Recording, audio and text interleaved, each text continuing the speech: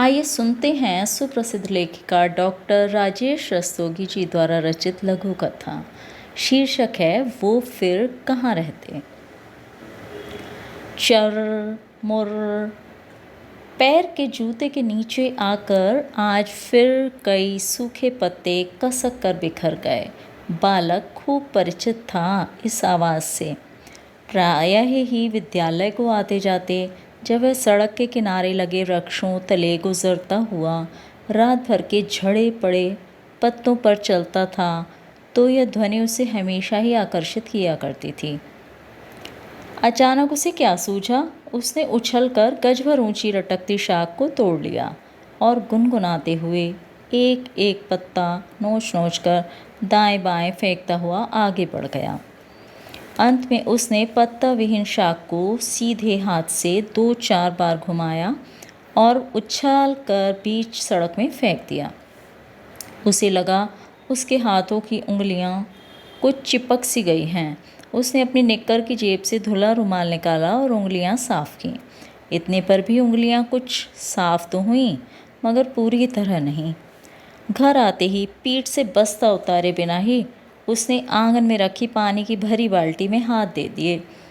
उसकी पीठ से बस्ता उतारते हुए माँ ने बड़े प्यार से पूछा, अरे आते ही क्या करने लगे नवल? बाल्टी में हाथ घुमाते हुए वह बोला, माँ आते समय मैंने पेड़ के एक टहनी तोड़ ली थी। क्यों? माँ हंसकर बोली, बस यूं ही।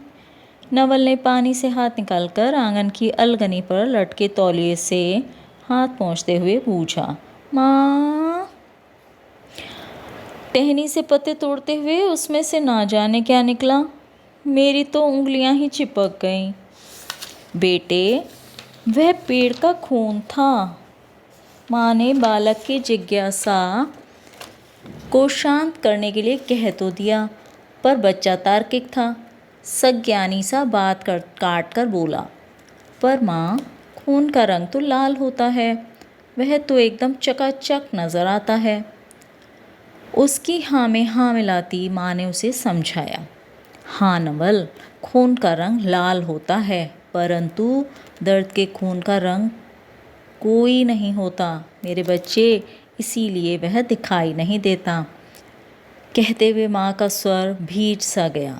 वह अपने आप से ही जैसे बोली, वेदना स्थूल पदार्थ नहीं, वह तो अनुभूत होने वाली मन की अति कोमल अद्रष्टव्य भावना मात्र है मेरे बेटे, इसे आंखें कहाँ देख पाती हैं।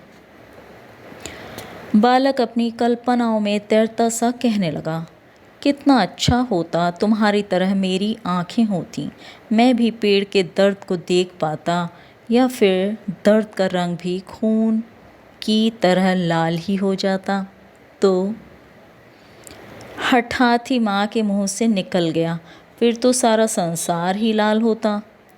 माँ की बात पूरी होने से पहले ही बालक तपाक से पूछ बैठा, माँ फिर पीले नीले हरे और बाकी सारे रंग वो फिर कहाँ रहते?